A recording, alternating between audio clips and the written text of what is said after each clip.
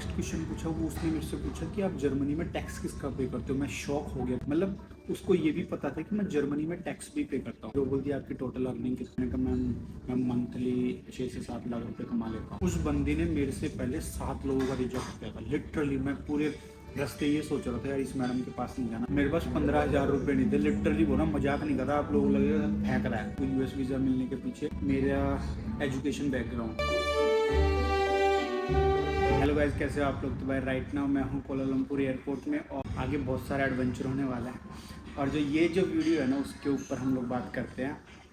आप लोगों को पता होगा, जो लोग मुझे इंस्टाग्राम पर फॉलो करते हैं, कि आज से 10-15 दिन पहले मुझे मेरा यूएस वीज़ा मिल गया था। लेकिन घर पे क्या यार, वीडियो बनाने का टाइम नहीं मिलता, तो मुझे लगा यार यहाँ पे ये वीडियो बनाना चाहिए। बाकी ये कुछ लॉन्च का खाना है। और अगर मेरी तरह आप लोगों को फ्री लॉन्च फैसिलिटी का बेनिफिट लेना है, तो आप लोग मुझे इंस्टाग्राम पे फॉलो कर लीजिए, और वहाँ पे हमारा चैनल को भी फॉलो कर लीजिएगा, बिकॉज वहाँ पे काफ़ी सारे मैं टिप्स डालता रहता हूँ। तो पहले बात करते हैं हम लोग, मैंने यूएस वीज़ा कैसे अप्लाई किया। तो भाई स्टोरी स्टार्ट होती है।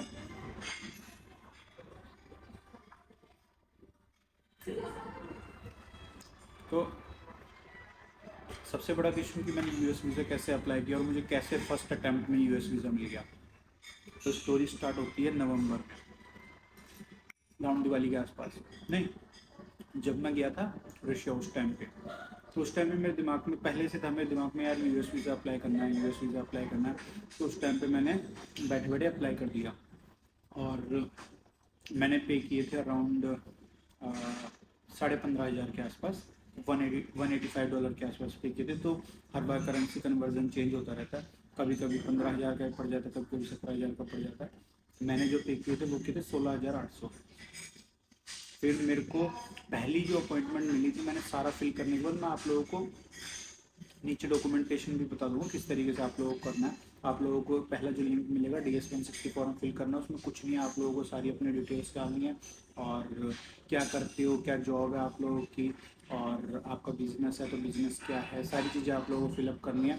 और DS-160 फॉर्म सब कुछ है, बिकॉज वहाँ पे जो आप लोग डालोगे वही आप लोगों से इमिग्रेशन ऑफिसर पूछेगा। यार ये थाई करी बड़ी मस्त है, यहाँ थाई करी भी है। फिर DS-160 फॉर्म में आप लोगों को पेरेंट्स की डिटेल भी डालनी है, आपकी फैमिली में कौन जॉब करता है, क्या करता है, तो सारी डिटेल आप लोगों को एक एक डालनी है। बहुत ईजी है, ज़्यादा डिफिकल्ट है नहीं। फिर बात चल, उसको भरने के बाद आप लोगों को लेनी होती है अपॉइंटमेंट, और उससे पहले आप लोगों को पेमेंट करनी होती है। तो इसी में आप लोगों को लिंक दे दूंगा, उसमें आप लोग पेमेंट करके अपॉइंटमेंट ले लीजिएगा। तो जो पहली अपॉइंटमेंट ले, कोई सी भी ले लीजिएगा, because right now I think 1.5 साल बाद की अपॉइंटमेंट है। नेक्स्ट ईयर आप लोगों को नवंबर या दिसंबर के आसपास आप लोगों को अपॉइंटमेंट मिलेगी। और मेरे को भी इस साल के नवंबर में मिली थी, लेकिन मैंने रिशेड्यूल करता गया। तो आप लोगों को रिशेड्यूल करने के लिए ना, अगर आप लोगों को रिशेड्यूलिंग में या फिर डॉक्यूमेंटेशन में किसी भी तरीके की हेल्प चाहिए, तो आप लोग मेरे को इंस्टाग्राम पे मैसेज कर सकते हो। बाकी मैं मिनिमम चार्जेस लेने वाला हूँ, बिकॉज लोगों को फ्री की कदर है नहीं, और as a full time traveller मेरे को भी कुछ करना पड़ता है ताकि हम लोग ट्रैवल कर सकें रेगुलरली। तो फ्री में तो कुछ मिलता ही नहीं है यहाँ पे। बाकी किसी को हेल्प चाहिए हो, मुझे इंस्टाग्राम पे मैसेज कर दीजिएगा। और फिर चलते हैं कि मैंने जब अपॉइंटमेंट लिया था, मैंने 3-4 बार अटैम्प्ट किया। तीसरे अटैम्प्ट में मुझे अपॉइंटमेंट मिली थी जुलाई की, 7 जुलाई की अपॉइंटमेंट मेरे को मिल गई थी। तो उसकी वजह से मेरे सिर्फ यूएस वीज़ा की वजह से मेरे काफ़ी सारे जो ट्रैवल प्लान्स थे वो नहीं बैठ पाए, बिकॉज मेरी अपॉइंटमेंट थी, और अपॉइंटमेंट से पहले मेरे को डॉक्यूमेंटेशन बायोमेट्री था। तो उसकी वजह से मेरी काफ़ी सारे जो प्लान्स थे वो सारे डिस्टर्ब हो गए थे। तो फिर मैंने कहा कि यार एक बार यूएस वीज़ा की अपॉइंटमेंट कंप्लीट कर लेते हैं, फिर ट्रैवल ढंग से करेंगे। तो मेरी 7 जुलाई को थी। तो वीज़ा के अंदर है ना, बहुत सारे सवाल पूछे थे मेरे से इमिग्रेशन ऑफिसर ने। काफ़ी लंबा प्रोसेस होता है। मेरा 9 जुलाई को मेरा था बायोमेट्रिक, और 12 जुलाई को मेरा था अपॉइंटमेंट। तो बायोमेट्री में कुछ ज़्यादा खास नहीं है, आप लोग सिर्फ अपना DS-160 फॉर्म लेके जाओ, और जो आपका अपॉइंटमेंट कंफर्मेशन है वो लेके जाओ, दैट्स इट। वहाँ पे आप लोगों को 2 या 3 मिनट लगने वाले हैं। मेरी आई थी 10 बजे की स्लॉट थी, लेकिन आप लोगों को रिकमेंड करूँगा 8 बजे जाके पहुँच जाना। वहाँ पे वो लोग टाइमिंग चेक नहीं करते, ताकि आप लोग जल्दी फ्री हो जाओ। तो मैं 5 मिनट में फ्री हो गया था। फिर उसके बाद में मेरा 12 तारीख को इंटरव्यू था। इंटरव्यू में बहुत सारा भीड़ था भाई, इतनी पब्लिक आ रखी थी ना, पूछो मत। और उसमें लाइन में लगते रहो और कम से कम 1 डेढ़ घंटे तक तो डॉक्यूमेंटेशन प्रोसेस रहता है। फिर आप लोगों को अंदर जाके एक वेटिंग हॉल में बिठाते हैं। वेटिंग हॉल में आप लोगों से वो लोग कुछ डॉक्यूमेंट देखते हैं, उसके बाद में अंदर जाते हैं। वहाँ पे आप लोगों का एक बार फिर से बायोमेट्री हो जाता है। हाँ, उस बायोमेट्री में वो आप लोगों से एक दो सवाल पूछते हैं, आपका नाम क्या है और डेट ऑफ बर्थ क्या है, ये सारी चीज़ें पूछते हैं। फिर आप लोगों को जहाँ पे इंटरव्यू के काउंटर्स बने होते हैं वहाँ पे भेज देते हैं। इंटरव्यू के काउंटर्स काफ़ी हैं, 10-12 काउंटर्स हैं। और कुछ जो हैं वो काफ़ी स्ट्रिक्ट हैं, कुछ ऑफिसर्स ठीक ठीक से हैं। तो मैं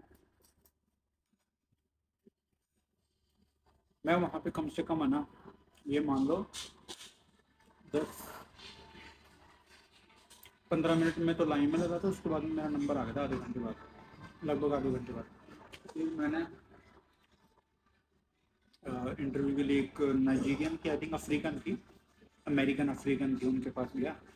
उस बंदी ने मेरे से पहले 7 लोगों का रिजेक्ट किया था लिटरली। मैं पूरे रास्ते ये सोच रहा था यार इस मैडम के पास नहीं जाना, लेकिन वो रहता है ना, तो जितना अपन ज़्यादा सोचते हैं किसी चीज़ के बारे में वो होनी होती है। और मेरे को उसने बंदे ने उसके पास भेज दिया। मैंने कहा भाई मेरे डूब गए 15-20 हज़ार रुपये। मैंने कहा यार बहुत नुकसान कर दिया, क्योंकि मैंने डॉक्यूमेंटेशन इन सब में मेरा 20-22 हज़ार रुपये खर्च हो गया था ईजिली। क्योंकि अपॉइंटमेंट लिया, फिर उसके बाद में और डॉक्यूमेंटेशन प्रोसेस से जो काफ़ी सारा खर्चा हो गया था। और साथ में आप लोगों को मैं डॉक्यूमेंट बताया था, DS-160 फॉर्म लेके जाइएगा। और जितने भी आप लोगों के डॉक्यूमेंट, अगर आप जॉब करते हो तो सैलरी स्लिप लेके जाना, अपना पे स्लिप जो भी रहता है ना वो लेके जाना, और बैंक स्टेटमेंट लेके जाना जो भी सील होनी चाहिए। हालांकि वो डॉक्यूमेंट कुछ भी नहीं मांगते, लेकिन डॉक्यूमेंट होने चाहिए। फिर उसके बाद में वो मेरे को पहला सवाल उसने मेरे से जो पूछा ऑफिसर ने, वो बोलती कि तुम US क्यों जाना चाहते हो। तो मैंने बोल दिया मुझे यार US घूमने के लिए जाना है मेरे को। मतलब इंटरव्यू में है ना, कुछ चीज़ें आप लोगों को खुद पहले से प्रिपेयर करके जानी पड़ेगी, ये बहुत ज़्यादा इंपॉर्टेंट है। बिकॉज वो लोग आपसे कुछ भी क्वेश्चन पूछ सकते हैं। फिर सेकंड क्वेश्चन उसने पूछा कि लास्ट कंट्री कौन सी विजिट की थी। मैंने कहा मैम जापान विजिट की थी, उसके बाद में ताइवान विजिट की थी। तो मेरे को बोलती कि इतना ट्रैवल कैसे कर लेते हो। मैंने कहा मैम आफ्टर माय कॉलेज मेरे को घूमने का शौक था, इसलिए मैंने ट्रैवल स्टार्ट कर दिया, मैंने कोई जॉब नहीं की। तो उसने बोला कोई जॉब नहीं की। मैंने कहा मैम कोई जॉब भी नहीं की। तो बोलते कौन से कॉलेज से पास आउट हो। मैंने कहा मैम IIT गांधीनगर से पास आउट हूँ, और वहीं से मेरा रिसर्च कंप्लीट हुआ है। फिर बोलती कि आप जर्मनी में फिर मेरे को जो उसने वो नेक्स्ट क्वेश्चन पूछा, वो उसने मेरे से पूछा कि आप जर्मनी में टैक्स किसका पे करते हो। मैं शॉक हो गया, बिकॉज मैंने अपने DS-160 फॉर्म में ऐसी कोई भी चीज़ मेंशन नहीं की थी। मतलब उसको ये भी पता था कि मैं जर्मनी में टैक्स भी पे करता हूँ। तो मैंने कहा मैम जर्मनी में टैक्स एक्चुअली मेरे को स्कॉलरशिप आती है, उस स्कॉलरशिप का टैक्स मेरे को वहाँ की गवर्नमेंट काट के देती है। और टैक्स काफ़ी काटती है लिटरली जर्मनी गवर्नमेंट। शेंगन का पता नहीं मुझे, लेकिन जर्मन में वो लोग टैक्स काफ़ी ज़्यादा काटते हैं। फिर मैंने बोला मैम वो काट पीट के आता, तो वो उसका टैक्स था। अच्छा, तो बोले कि आपको जॉब नहीं करनी थी। मैंने कहा मैम जॉब नहीं करनी थी, मुझे ट्रैवल करना था और रिसर्च में इंटरेस्ट था, इस वजह से मैं रिसर्च कंटिन्यू कर रहा था। तो फिर मेरे को बोलती कि आप टोटल कितनी कंट्रीज ट्रैवल कर चुके हो। मैं अब तक 30 कंट्रीज तो हुई थी मेरी। मैंने कहा मैम 30 कंट्रीज ट्रैवल कर चुका हूँ। तो मुझे बोलती US में कहाँ कहाँ ट्रैवल करना चाहते हो। मैंने बोला मैम मैं न्यूयॉर्क घूमना चाहता हूँ। और हाँ, अगर आप लोगों से ये क्वेश्चन पूछेगी कि आप US में कहाँ कहाँ जाना चाहते हो, तो आप लोग ट्रैवल इटिनरी इस तरीके से मत बनाना कि भाई जा रहे हो 5 दिन लग रहे हैं। US करके काफ़ी बड़ा है, तो आप लोग ट्रैवल इटिनरी पास पास के सिटीज़ के हिसाब से बनाना। जैसे मैंने बोला मैं न्यूयॉर्क जाऊंगा, वहाँ से नाइग्रा फॉल्स जाऊंगा, और फिर उसके बाद में न्यू जर्सी जाऊंगा, फिर वहाँ से मैं आसपास की जगह घूमूंगा, बॉस्टन भी जाऊंगा। और फिर बोलती कि न्यूयॉर्क में कहाँ जाना चाहते हो। मैंने कहा मैम मुझे न्यूयॉर्क में टाइम्स स्क्वायर में खुद के साथ फ़ोटो खिंचवानी है पीछे स्क्रीन पे। फिर बोलती अच्छा। फिर वो हंसने लग गई। फिर वो बोलती आपकी टोटल अर्निंग कितनी है। मैंने कहा मैम मंथली 6 से 7 लाख रुपए कमा लेता हूँ। तो बोलती कि अच्छा। तो बोलती आपका अर्निंग सोर्स क्या है। जो मैंने उसको अपने अर्निंग सोर्सेज बताए, मैंने यहाँ यहाँ से मैं कमा लेता हूँ। तो बोलती कि आपके यूट्यूब चैनल से कितना कमाते हो। सारे क्वेश्चन पूछे, मतलब उसने एक एक चीज़ खोद खोद के पूछी। और उसको अगर थोड़ी सी भी भनक लगी कि आपने झूठ बोला है, वहीं पे आप लोगों को बोलेगी thank you so much, you can apply next time. तो मेरे से ये सारे क्वेश्चन पूछे। और उसने ये भी पूछा था कि मतलब आपका जो यूट्यूब चैनल है वहाँ पे आप कितना अर्निंग कर लेते हो, स्पेसिफिक उसने ये पूछा, बिकॉज मैं यही काम करता हूँ। तो उसने स्पेसिफिकली ये क्वेश्चन भी पूछा। फिर मेरे से पूछती है आपके रेगुलर व्यूज़ कितने, बिकॉज उनको सारी चीज़ें पता है भाई, मतलब एक एक चीज़ पता है। और उसने मेरे से डॉक्यूमेंट नहीं मांगे, हालांकि उसने बैंक स्टेटमेंट के लिए बोला था कि बैंक स्टेटमेंट दिखाओ, लेकिन जब मैं देने लगा उसने मना कर दिया।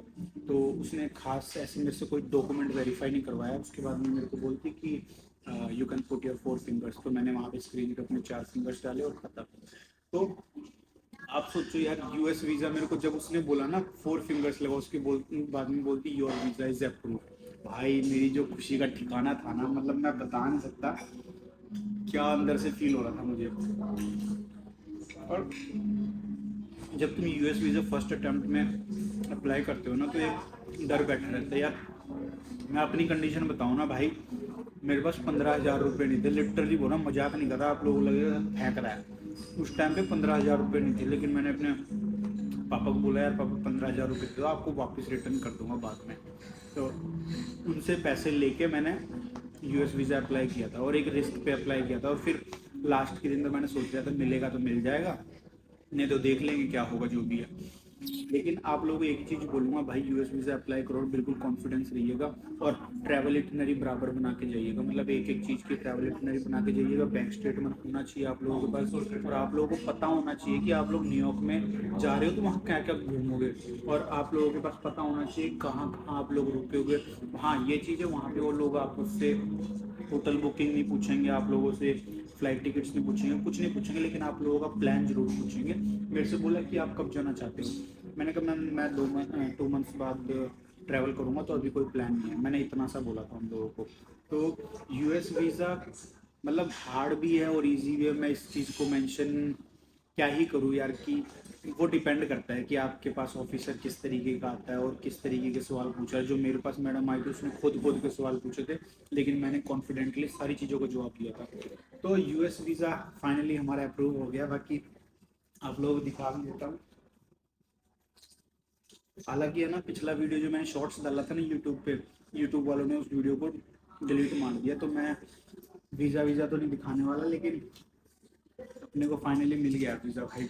बहुत खुशी मिल रही है कि यार यूएस वीज़ा मिल गया, और अब बहुत सारी कंट्री हम लोग ट्रैवल कर सकते हैं। यूएस वीज़ा का मेरे पास काफ़ी बेनिफिट हो गया, मैं पूरा साउथ अमेरिका ट्रैवल कर सकता हूँ। काफ़ी जो कंट्रीज़ हैं उनके अंदर जैसे ट्रांजिट रहता है तो ट्रांजिट फ्री हो जाएगा, तो ये चीज़ काफ़ी बेनिफिट हो जाएंगे। और फर्स्ट अटैम्प्ट में हम लोगों को यूएस वीज़ा मिल गया, तो काफ़ी खुशी है कि यार मेरे को वीज़ा मिल गया। और सबसे बड़ा इम्पैक्ट जो मुझे लगा मेरे को यूएस वीज़ा मिलने के पीछे, मेरा एजुकेशन बैकग्राउंड। मुझे ऐसा लगता है कि एजुकेशन बैकग्राउंड का बहुत इम्पैक्ट पड़ा। जब मैंने उनको बोला मैं आईआईटी गांधीनगर से पास आउट हूँ, वहीं से मेरा रिसर्च चल रहा है, तो उन्होंने फिर मेरे से और क्वेश्चन पूछे रिसर्च से रिलेटेड। और तो ये चीज़ का काफ़ी इम्पैक्ट पड़ा, बिकॉज लोगों को पता है कि यार इंडिया की जो टॉप यूनिवर्सिटीज़ है वहाँ से पास आउट है, तो भाई ऐसे फर्जी तो नहीं है। और आप लोग उनको इस तरीके से शो करोगे ना कि भाई आप लोग यूएस जा रहे हो और वहाँ से वापस आओगे, इलीगल रहना चाहते हो, तो भाई वो वीज़ा बिल्कुल भी नहीं देंगे। तो ये चीज़ बहुत इम्पैक्ट करती है। बाकी खाना बड़ा टेस्टी है। और ट्रैवल टिप्स के लिए ना फॉलो कर लो। आप लोगों को अगर कोई वीज़ा की हेल्प चाहिए, मुझे इंस्टा पे मैसेज करो, मैं हमेशा हेल्प करने के लिए तैयार हूँ। आप लोगों को अगर कोई इटनरी बनाने के लिए चाहिए, या फिर रिटर्न टिकट से रिलेटेड कोई हेल्प चाहिए, या फिर बुकिंग से रिलेटेड कोई हेल्प चाहिए, अगर आप लोग मुझे इंस्टाग्राम पे फॉलो करते हो आपको पता होगा कि मैं बहुत सस्ती फ़्लाइटें बुक कर लेता हूँ। अभी मैं यहाँ पे आया हूँ, यहाँ से आई मीन अमृतसर से कोलालमपुर आया हूँ, कोलालमपुर से मेरी बाली की फ़्लाइट है। अभी बाली की नेक्स्ट फ़्लाइट है 3 घंटे बाद। तो मैंने बाली की फ़्लाइट टोटल अमृतसर से बाली की मैंने फ़्लाइट बुक की थी 9,300 की। हाँ इतने के आसपास हुई थी। तो आप लोग फ़्लाइटों में पैसे बचा सकते हो। राइट ना आप चेक करोगे तो फ़्लाइटें आप लोगों को 22-23 हज़ार से सस्ती नहीं मिलेगी। तो आप लोगों को जुगाड़ ढूंढने पड़ते हैं, तभी जाके आप लोग ट्रैवल कर पाते हो। बाकी आप लोगों को पता है ट्रैवल बहुत ज़्यादा एक्सपेंसिव है, फ़्लाइटें बहुत ज़्यादा एक्सपेंसिव है, तो काफ़ी चीज़ें एक्सपेंसिव है। बाकी आप लोगों के ट्रैवल क्लब लॉन्च दिखा देता हूँ। ये देखो, ये ट्रैवल क्लब लॉन्च कुछ इस तरीके से दिखता है। और इधर कहीं से हमारी फ़्लाइट जाने वाली है। ये है कोलालमपुर एयरवेज, और वो सामने जो खड़ी है ना वो बटीक एयर है। आप लोगों को थोड़ा सा इधर से दिखा भी दूंगा। अभी तो ये चर लेता हूँ, बनाना है अभी तो स्टार्ट किया, अभी तो और खाएंगे खाना। खाना तो जरूरी है भाई, पेट नहीं भरेगा तो कैसे काम चलेगा। सुबह से खाया नहीं, कल रात को पापा ने खाना बना के दिया था और अब खा रहा हूँ, देख लो। सो गाइस देख लो, कुछ इस तरीके से कोलालमपुर का इंटरनेशनल एयरपोर्ट है। ये टर्मिनल 1 है। हालांकि टर्मिनल 1 में मैं कभी आया नहीं था, ये फर्स्ट टाइम है मेरा। और ये देख रहे हैं ग्रुप टूर्स हैं। C31 यहाँ से अपनी फ़्लाइट जाने वाली है।